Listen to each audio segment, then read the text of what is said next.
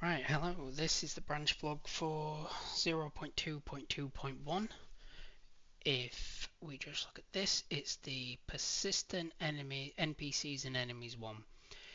This one's been a long time coming, and while you might be thinking, it's quite a quick turnaround from the last branch, I did about 8 hours solid coding yesterday, like blueprint coding and testing and then retesting and coding and then migrating the master enemy persistence logic to work with master NPC logic and things like that. And pretty much, though I've done it much faster than I expected, this was supposed to be in January, by the way, as was this one. Persistent levels the next one, but they're both going to be at least start in December. Yeah, I essentially put in 4 times the amount of time, so I did it 4 times faster. Is the simplest way to describe it. But if we start at the top, like we usually do, so we do bugs first. Right, so NPCs and enemies, check that they're all going to master. Right, so I had a little look online. I believe you'll find this useful. Um, if you had like an animation source, for example, PaperZD, think PaperZD.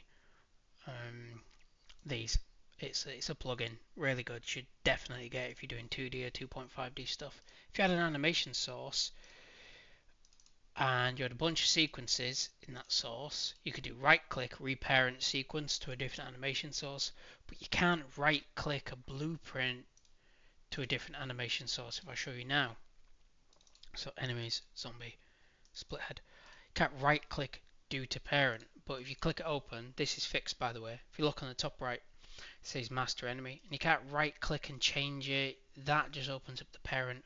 What you need to do is on the top left, file. I know, like it's probably the first time I've ever used file in, in Unreal. You just never think to use it. Reparent, do it, pick the one you want. It'll go, are you sure? And it takes about half a second. I did try to do this sort of logic. Right click, asset actions, edit selection property matrix. Can't do it. Can't do it. So you can't mass do it. So you have to do it one by one. This bug I've got here relates to this one. This split head pointed to zombie medical. Zombie medical was the first one I ever made. Split head was the second one I ever made. And while split head is a child of zombie medical, which is a child of, get rid of that, child of master, is just another level of inheritance that didn't need to be there. Didn't cause any damage, but you know, you don't need unnecessary inheritance. You don't want children having children there for no reason. So I did that for NPCs. Next one, migration. So the food items, again, similar logic. I had to go into each one of these. Food. Because I was doing something clever clogsy, like I was going, oh okay, so beef burger can be a child of cheeseburger and bread cake, which some people call them buns. It's bread cake. It is what it is. Some people call it lunch. I think that's like a disgusting dystopian idea of some dude in America sat on a steel girder, eat his lunch, and he could die and plummet to his death at any time. Meanwhile, they say dinner. It's a nice family, everyone sat around. So it's breakfast, dinner, tea, and it is bread cake rather than bun or whatever freak show names they call them. But I digress. So beef burger, bread cake, and mustard, all related to like and cheese. All related to cheeseburger. They was the children of the cheeseburger, and then children of the cheeseburger, and then cheeseburger pointed to the true master. So I just had to go into each one and just change it on top right. Same thing, because they're all just blueprints at the end of the day. Reparent. Did that. Fixed bug with stacking text info not being available. Yes, because everything went to master. No, because everything went through data assets. I with the item info struct, but the item info struct breaks open and it had text within that struct.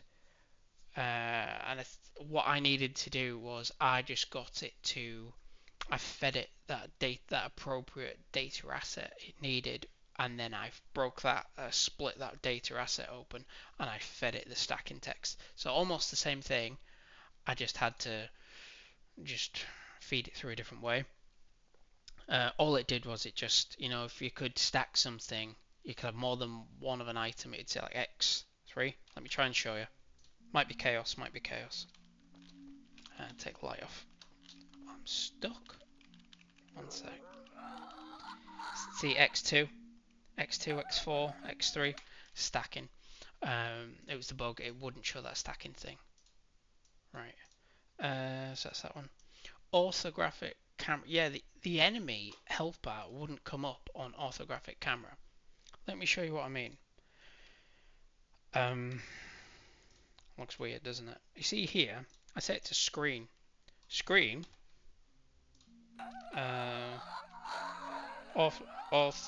Perspective. See, orthographic gone. It's something to do with it being in like screen space. Can't figure it out. If I set it to world, it works regardless, but it does look a bit. It looks like someone's like the DPI is not right, like the like pixels per square inch or something. So you see, it does work, but it just looks a bit weird. But the thing is, it works. I did play around with these. You can make it like curved and stuff, but I couldn't get it to curve. I think my like sprites might be back to front or something, because when I tried to do a cylinder, it could only do 180 degrees and everything was just like reverse negative what I was expecting. But either way, that's done. Persistent NPCs. So yeah, I'll give you a quick one through this. I think you'll find this quite interesting. I already created persistence with the storage items. If you've already been in a level, don't randomly generate new items. Use pull from the struct, which is in the game instance, and then when you leave, save in the game instance that struct, and then when you come back in, look and feed that back in. All uniquely identified. So yeah, we could go in 500 rooms, but if we've put something in here once, go in 500 different levels, come back, that one thing will still be there. Did that ages ago. I was really pleased with myself.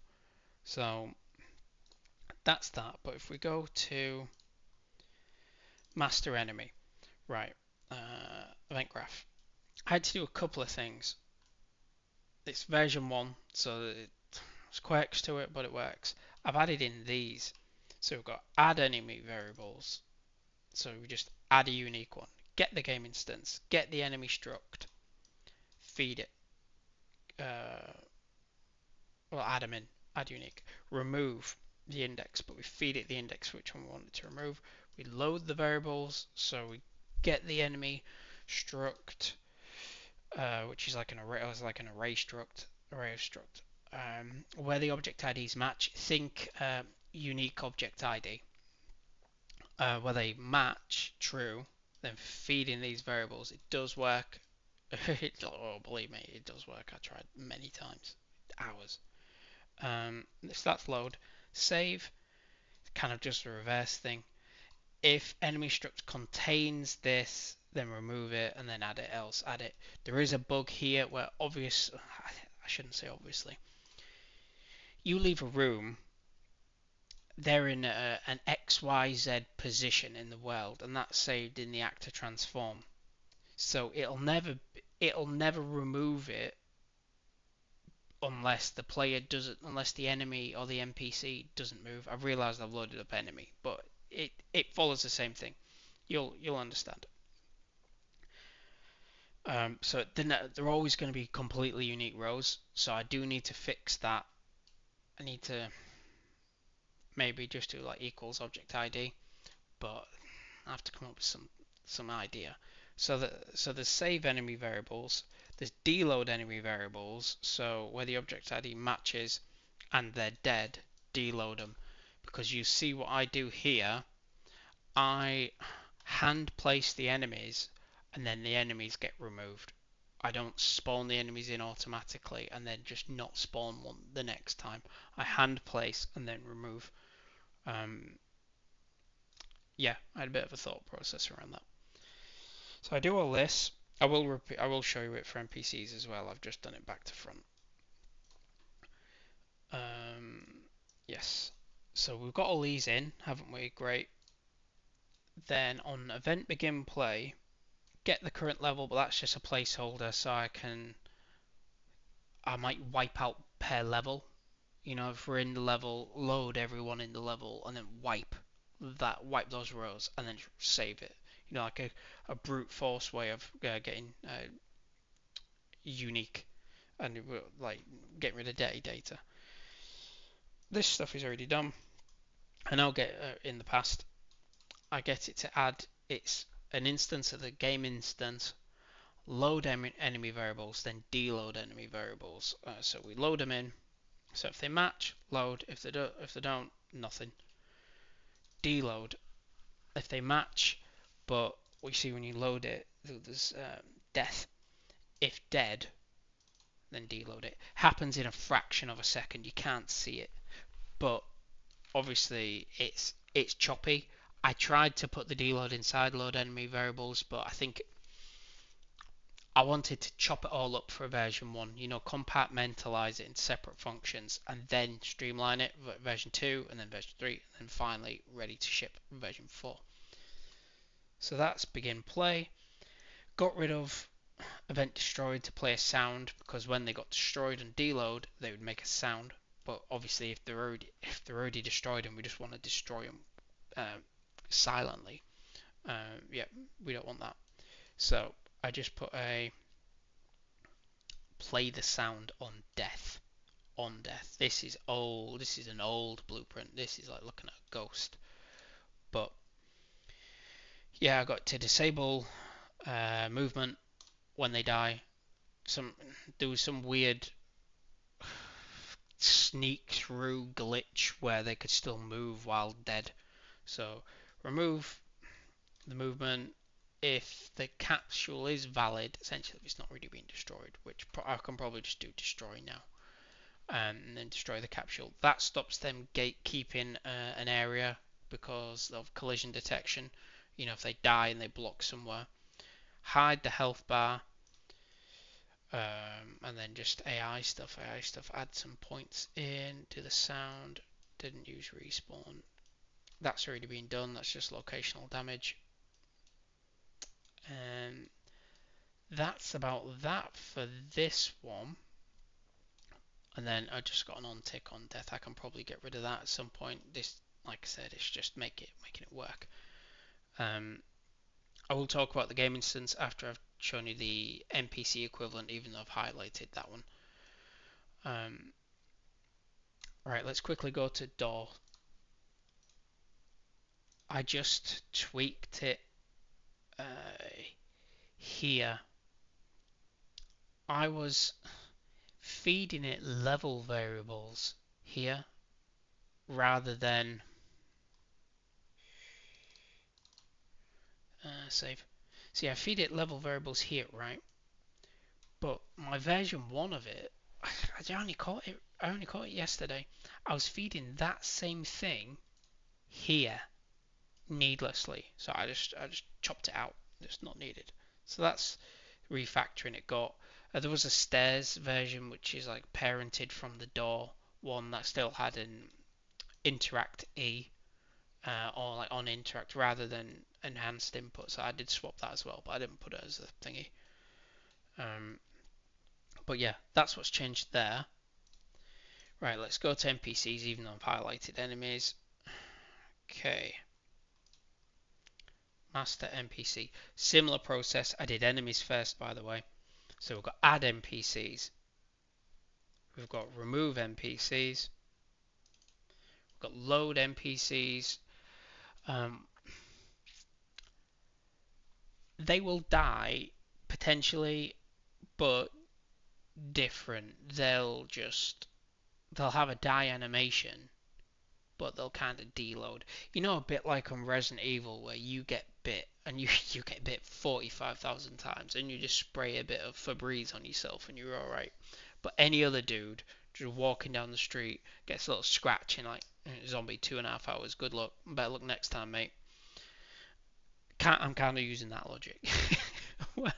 You've got main character syndrome. For whatever reason, you can just heal it off, unless it gets too much, and then you do eventually turn. Like your infection gets too much, or your health goes to the bottom. Infection goes full, or health goes to zero. So death or death via zombie. I will need to add in a different death. Actually, thinking about that zombie one. Going on a bit of a tirade now, but yeah, if your infection goes to full, I'll do something that they did in the original Stalker series. Like they didn't do it in Stalker 2, but when you die, the world keeps on going. And it's like press spacebar to continue or something. I might do that, where you die and you just get back up as a zombie and you just start roaming. I think Project Zomboid did it as well. But yeah, I'll put that in as a cool feature on the tasks on the right after this call. But yeah, that's load it in. If you talked before, I just fed that in. Just eventually, I'm going to put in a thing where you can't re-give them the quest. You can't get double quest. So that's load, save, similar process, similar process. Again, need to look at it because actor transform, or if they've rotated slightly or whatever, or they're at a different patrol index, it will create multiple rows. Fortunately, it doesn't break the version 1 of it. And then we've just got um, just deload. There is a toggle flag. Just, if you talk to them before true, then make it not visible. If you talk to them before false, then make it visible. So opposite of what it is, not bool. Yeah, so that's that bit. We get the current level again, placeholder. Game instance, that's new. Add it directly. Load variables, deload variables, toggle flag, and then its usual stuff. And then I just did an is valid thing because that was throwing an error, and it's throwing an error because I've just not made dialog components for everyone. Anything else? Oh yeah, when you communicate with them, their movement is now disabled. I've added that in. And when you've closed the communication, there isn't character movement, enable movement. You've got to go character movement, set movement, and then set it to whatever they were last doing. So I set it back to walking. Maybe it should be nav mesh walking. I don't know. I didn't even know there was a nav mesh walking until just now. And then just like a toggle flag, so just swap it out, clean it up a bit. There is a bug with it where it's not passing through the array of patrol points. I've had this issue before with trying to pass freaking objects, and I don't know if I need to like pass like a class of the objects, rather than an array of the object. I don't know. Something weird. Something weird's going on. So I need to look at that. It's down as a bug, but so when you reload it, it just stops moving. But he's not stopped moving because of this. He's stopped moving because he's on patrol, but he doesn't have another patrol point, so errors. That's that. I will do a showcase after all this. Refactored health bar widget. Yeah, oh my god. I think it was like the second thing I did. I had it named as like NPC health bar and all this stuff, and so then when you obviously you attach it to an enemy, but then it's going like set NPC health, so it was a bit jarring. Tidied it up. There was a bit of duplication on stuff on the get health bar percentage, just shaped it a bit.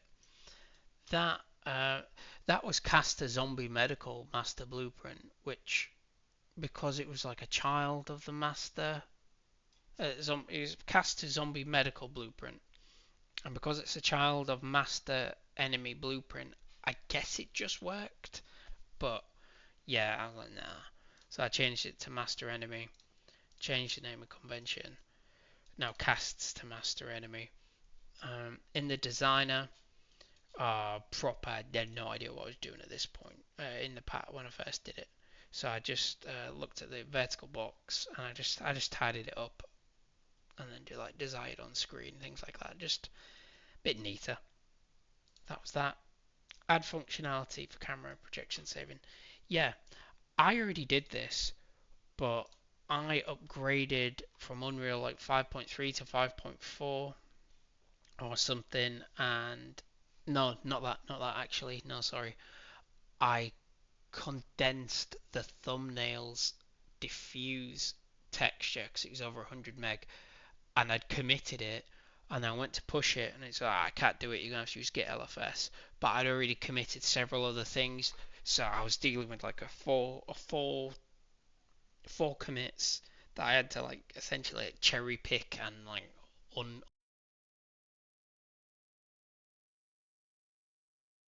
I had to cherry pick and uncommit it, and then in between there, I lost it. So I just added in that variable. So perspective, orthographic. I also had to, you also have to initialize it. So otherwise it'll go back to front, believe me. So I initialize it with a variable there, and then because we want to pass it through, don't we? We've got the game save and we've got the game instance. So if we go to camera, I've saved it as a separate variable, set as orthographic default, and camera set as orthographic default. So then when we go to save it, you will see we get the camera projection and we save it to the, if I click that one, this one, save it to the game instance variable of it. And I've already gone through this. This is much cleaner than it used to be, but I'm sure there's a better way to do it still. What you're seeing now is structs, and information is getting fed from the inventory, the main character, into the game instance versions of all the variables. Then after the game instance variables have been done, the game instance then feeds into the save object variant variable, equivalents. So game instance works like runtime. You go between levels. That's still, it's like RAM. Stores it. You quit the game. It's like your RAM's just gone. It's bled out. But the save object is like save game. It's there to come back to. And then I've just set it up where like I've got an auto save and a normal save and like a load. I do quests twice here. Throwback. I think I just thought I'll do it at the same time. Yeah, so that's that. You will see on the save bit, I do this get all actors of class, master enemy blueprint. For each master enemy blueprint, run save vars, so you know that save unique thing. So save that. Not save unique. Sorry, that was add unique, but that was the add variables. So just save it. Same for the NPCs. Save it, and yeah, and then they just get fed into these. I've realised I haven't showed you the structs for it, so let me just get you the structs. Enemy struct looks like this, and the MP struct looks like this. Kind of redundant now because you'll have seen what the struct looked like when you were looking at the functions, but it never hurts to show you. So that's that. Right, I'm going to play it now, and let me explain what's going to happen. You will see all these enemies on the right. Take note of where they end up. Right, so firstly we're going to go out the level, we're going to go back in. They're going to be in the same place they were, and everything else will be the same place they were, as if we never left. Then we're going to walk into a few of them. They're going to die. We're going to leave the level. We're going to come back. The ones that are dead are gone, and everyone else is back where they used to be. The NPC one, you will see he will have moved exactly like the enemies, but he will stop moving. So there's a bit of a bug there.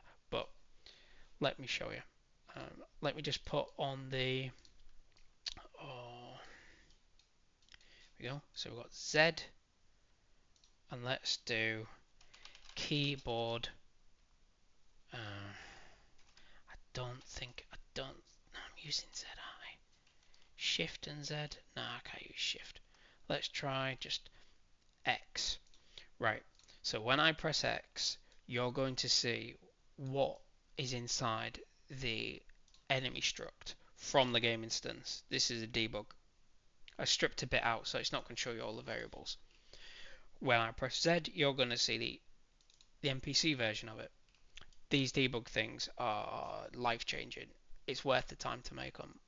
Just don't delete the code, just dump it into a function. Okay, play it. Right.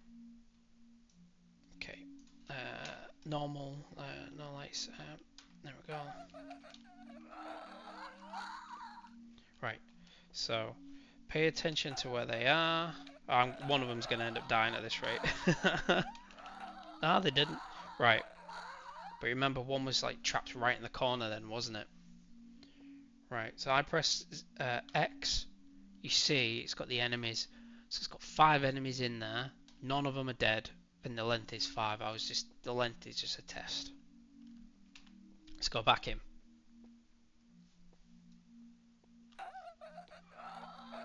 There's still one trapped in the corner, so that they're all still the same. So now let's let some of them kill themselves. Right. So now we've got a split head and a zombie medical right over there. Bear in mind it saves the variables when we leave the room, or when we go to. It's actually a save machine, but yeah, don't worry about it.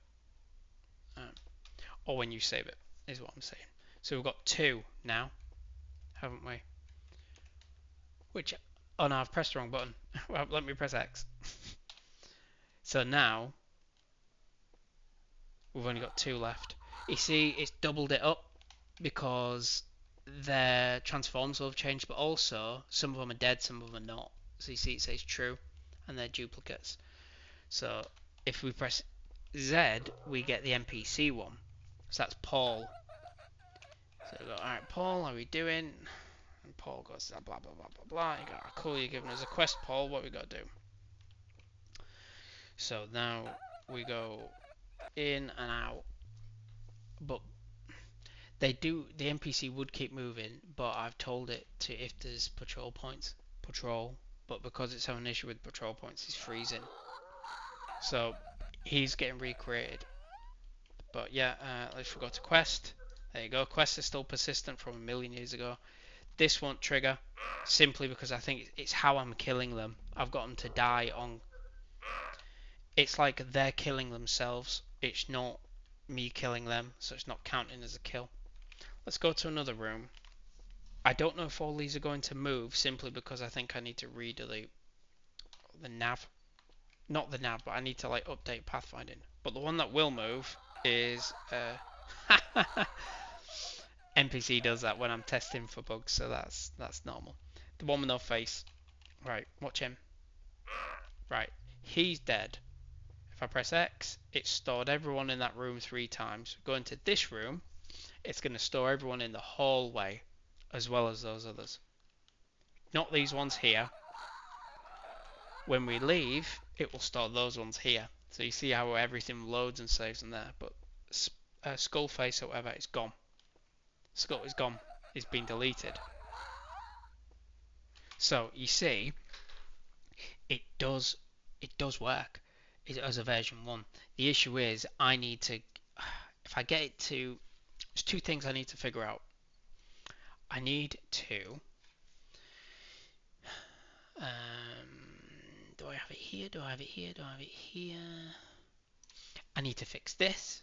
So the NPCs just keep patrolling, and because the patrol points won't break, it then won't break other things. So then that flag won't still be present, as we saw. That flag should have not been there after we talked to him once. So we need to fix that. And the only other thing I really want to fix is, one second, let's I might have already done it, but let's pop it in. Bug. Remove unnecessary rows. Is it rows? It's more like entries, isn't it? Entries in NPC and enemy structs. And don't assign it to anyone, it's always me. It will be a code thing. It will be a version 2 refactor. We'll do it year 3. No, we'll do it year 2. Year 3 starts 1st of April. We've got time, haven't we? Yeah, so that's that. That's that. 0.5 is the alpha. Milestone year 2. There we go. We've done loads. We've done loads, boys and girls. You know what? Screw it. Let's do it on the next one. So you can pin 3. So I'm working on level item persistence, but it's not item in storage, it's item in the world. So I'll probably do a similar sort of thing of get all pickup actors, get all items, master item, whatever. Equipment is a child of master item, so equipment will get caught. And then once it's been used, it's gone. You collect it up, it doesn't reappear in the game world. I'll do it at the same time. But yeah, that's that. That's it. Yeah, hopefully you liked it. So yeah, levels next. I'm gonna start it in December. I ain't gonna finish it. It's Christmas Eve now. And then same again. I haven't added anything else. The only thing I've changed is these now start in January rather than February. This starts in February rather than March. That's March. That's March rather than I can't remember, and that's still April. So some branches being bumped up. Yeah, hopefully you can start to see the game loops there where once I fix the guns again because I expanded the code and I'm gonna have to expand more stuff of the code. Hopefully you can see where the action fun can come in. Obviously you can kill them forever now. They won't just come back. Eventually I'll put in like a respawn logic, which you saw I had. I'm gonna create so if you shoot them in the head, if you don't shoot them in the head they'll come back.